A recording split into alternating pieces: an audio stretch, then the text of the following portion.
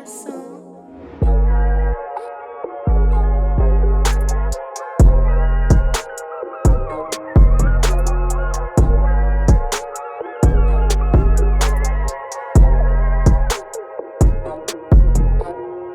what's good with y'all, man? This is Leo Garson from 7-6, and today I'm gonna be showing y'all my mixing process, breaking it down, giving y'all explanations to why I do things, giving y'all VST sauce, giving y'all tips along the way and all that.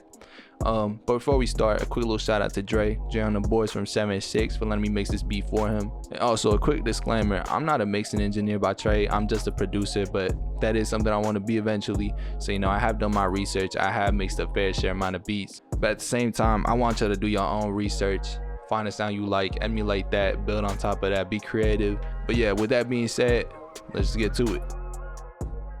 Alright, so the first thing I'm gonna do is I'm gonna show y'all what we're working with here. So we got this beat called Baby by Dre, and it's not really mixed, it's just bare bones, right? Just a beat, and this is what it sounds like.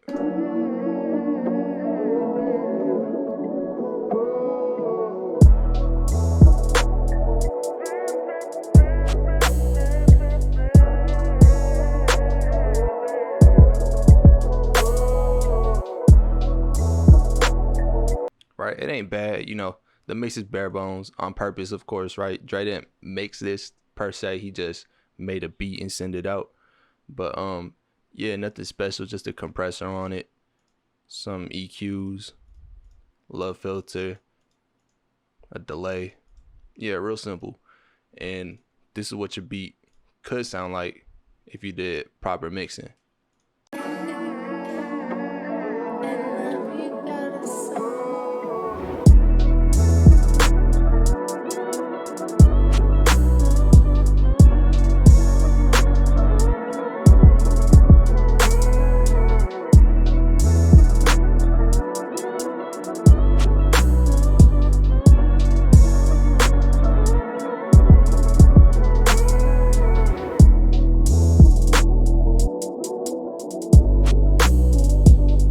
So yeah, it's a real big difference. But before I get into this mix, I'm gonna go ahead, open a new project, because I want to show y'all my first VST that sauce. So hold up, I'm gonna pull up a random sample right here.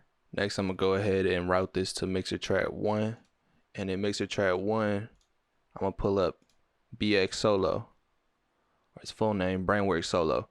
So what this is, it's a stereo separator. Alright, so long story short, basically this plugin lets you solo any side of the stereo field you want, left, right, mono, or stereo.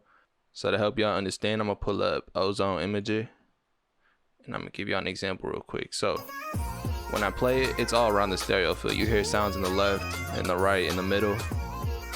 But when you make it mono, you only get sound in the middle like that. Well, you can do it like this too. Same sound. You can do left, you can do the right. But what's useful from this is that you can use the stereo and you can get rid of most of the drums. So you use the EQ. Now you have almost no drums. But there you go. Now you can use this sample and cook up a beat with it. Alright, so one last tip before we move on to the beat I actually mixed is that you should always level in mono. So what that means is going to the mixer, clicking on this little thing right here, and going to this knob at the bottom of the master channel and turning it to the right all the way and making it purple. And so the purpose of this is that when you have stereo effects on a sound, you might perceive it as louder because let's say you have a reverb and it's real turned up. You can hear it stereo, like in your headphones, it might be loud as shit, right? And it sounds perfect in the mix. But when you collapse it down to mono, like for example, you're listening out of an iPhone speaker, you're listening out of one headphone, you're listening just out of a singular speaker, it's just gonna sound shitty and quiet, maybe even hollow sometimes. That's happened to me a lot of times. So an example of this is, let's just say you're mixing this sample right here,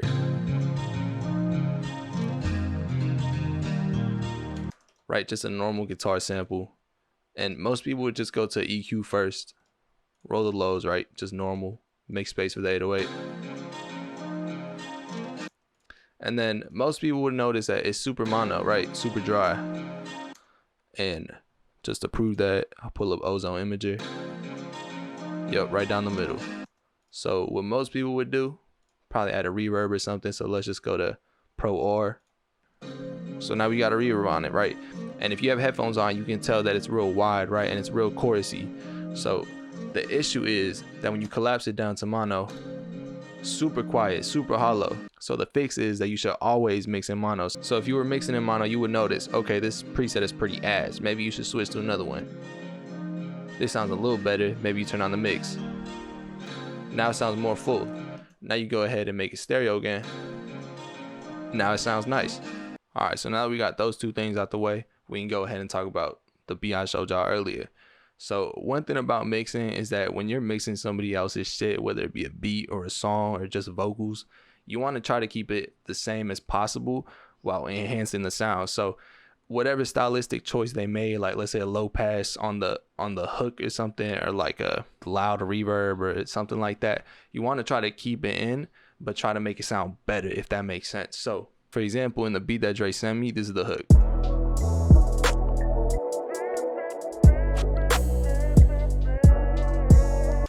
And we got a low pass on the sample, right? You know, pull the highs down, let the mid shine, has a little filter on it, has a little EQ. And so I try to keep the same vibe on my version, but as you can tell, there's a difference. And the difference is this.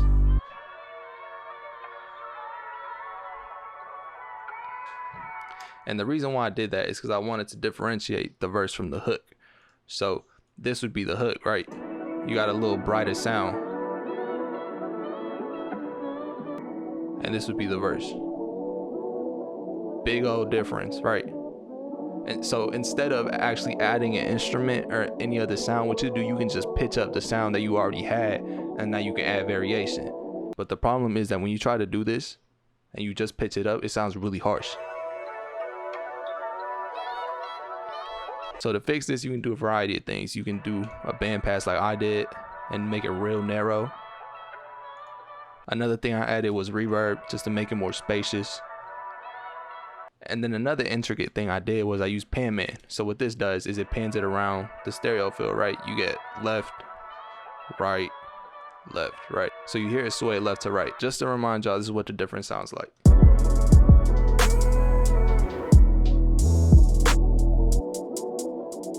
All right, so the last few things I want to show y'all. We'll start off with the 808. So the 808 is just a regular old 808 pattern. It has a little bend. But you might be able to tell if you have headphones that it sounds wide as shit. Like, how did I get it to sound like that? Well, this is what it sounds like normally. This is what it sounds like with this plugin called Side Widener.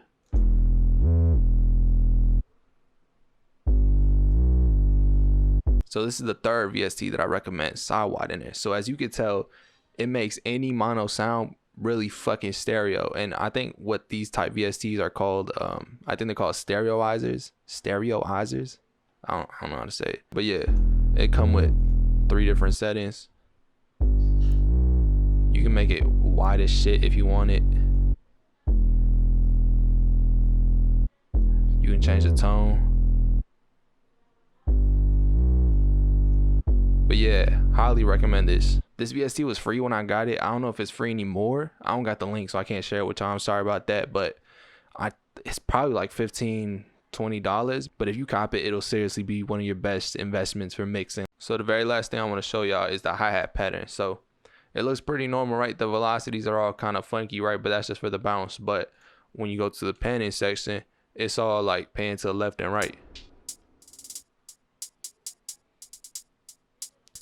So the reason why I did this was because I wanted to keep the hi-hats interesting and kind of like ear candy bouncing in between the left and right side of your headphones. And yeah, that's really it. That's the whole mix. To be honest, everything else is pretty simple. All right, so that's the whole video, man. If y'all want another video, a little bit more detailed about mixing or maybe about a specific artist y'all want me to make a beat on, let me know, comment down below. I'll make sure to personally read them all. But shit, if you like the video, like, subscribe for more. Thank you for 8K, and shit, that's it. Peace.